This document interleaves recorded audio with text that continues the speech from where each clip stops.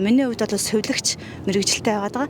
Манай хүний хувьд бол багш мэрэгжилтэй байгаад байгаа. Тэгэхээр яг бит хоёрт ерөнхийдөө л бит хоёрын амьдралд яг залуу гэр бүлд яг тулгамдаад байгаа асуудал яваад байгаа учраас үсэл бодлоо илэрхийлэх гээд ирсэн зогсож байна.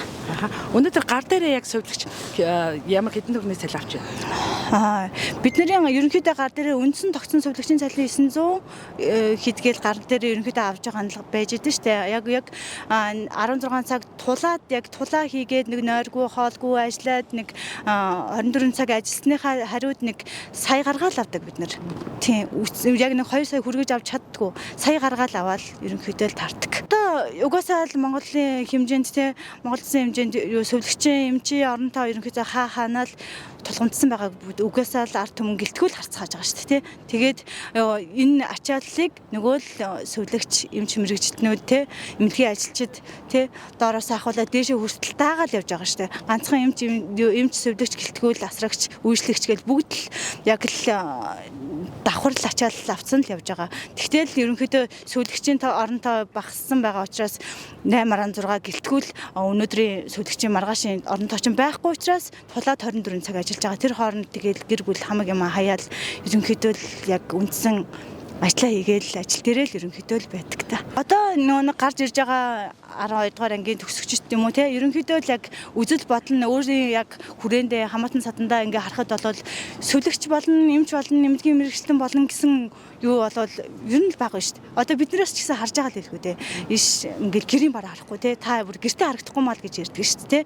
Тэгэхээр ерөнхийдөө л ойлгомжтой байгаа болохоор тэгээд давхар авж байгаа цалин маань ийм байгаа болохоор ерөнхийдөө л бас ерөн эмнэлгийн салбарт ажиллана гэсэн бодол нь байдаггүй л ах гэж бодож байна. Тэр чинээгээр л салбарт ажиллах оронтой хүч байдаггүй л ах.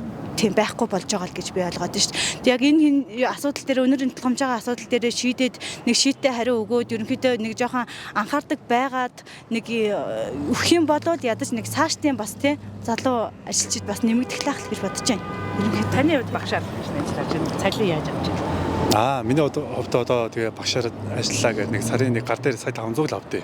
Тэгээд нэг эхний удаа нэг 500 мянга аван. За тэгээд нэг 2 хоног болоогүй юу гэдэг дэлгүүр гараал нэг тортой нэг хүнсээ цуглуулахад л дуусчихсан байхгүй юу. За тэгэл нэг төрөвч хоосон гүш шүү те. Тэгээд дараагийн нэг бүгсэн мөнгөний саяыг авдээ. Тэрэн дээр нэг машины лизинг чинь 800 мянга. За байрны төлбөр чинь 500 мянга, урсгал зардал нэг 300-400 мянга гэл те.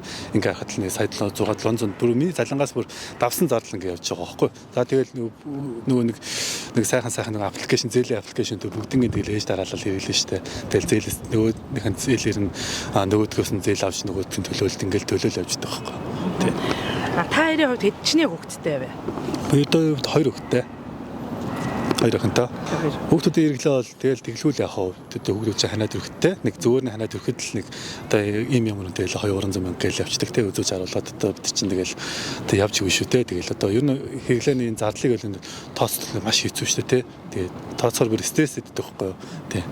Одоо нэрэл энэ дотор нэг хэдэн албан тушаал ашиг сонирхлын те зөрчлөлтөнд хүмүүс дундлаад бид нар одоо хохиж дууссан шүү те. Одоо бидний амьдрал зардал үнэхээр хэцүү байна.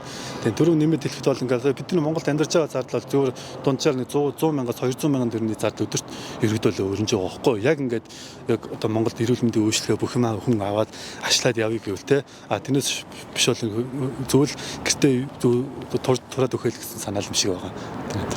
Одоо ерөнхийдөө эмнэлгийн ажилчид те эмч сувилагч нар ерөнхийдөө л залхаж штэ одоо те өнөөдрийн өвчлөл хэр агаад байгаа л дээ хүүтрээд те одоо л ингээд л эмнэлгийн халга татж байгаа хүн хэр байгаа өдөрт те тэрнийхээ тоо хэмжээг ер нь ард сууж байгаа нөхдүүд маань харсан уу те ерөнхийдөө юу болж байна те тэгж яах чинь тэрэн дээр давхцуулаад эмнэлгийн ачаал нэмэгчдэг шүү дээ. Тэгэл бид нэр дээр ирж байгаа нэг хүн дээр ирж байгаа ачаал чинь хэд болоо авчиж байгаа байлээ те. Тэгэл тэрийг хийгээл яваал сарын сүүлд бүр нэг ядарсан хүн байж итэл нэг цалин буулаадаа гээд нэг хүн чинь нэг жоохон нэг урам авах гэтэл нөгөө авж байгаа цалин маань өнөөдрийн байдалтай хүрдэггүй болохоор ерөнхийдөө одоо шантрахаас өөр арга байхгүй болчих шүү дээ. Тэ ерөнхийдөө одоо өргөжлүүдэд одоо энэ чинь ажиллаад ийм байхад ер нь шаардлага байна уу те хүн төлөө одоо ингээл гэр орноо хаяал те өр хүүхдээ хаяал ардах амьдралаа хаяал урагшаа зүтгээд идэг тэгээд одоо өнгөрсөн хангараг маань юм да гэж зүтгээд идэг авж байгаа цэлэн маань ийм байхад одоо ямар ч арга байхгүй л байгаа тийм хэцүү шүү дээ. Ер нь гэхдээ бид хоёрын ажил хэлэхгүй те Монголд ер нь бол хүн ямар ч ажил хийх тэр нь бол хэцүү бас орн болчиход байна шүү дээ те. Одоо бид хоёроос гадна өчнөө мэрэгжил сайхан мэрэгжлүүд байгаа те.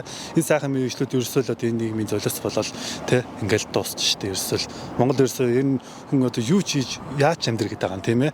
Тий. Тэгээд нэг гişүү хийж байгаа эд нөхдүүд нь сайхан амьдрах хэрэгтэй юм шиг ийм л улс орн болчиход байна да.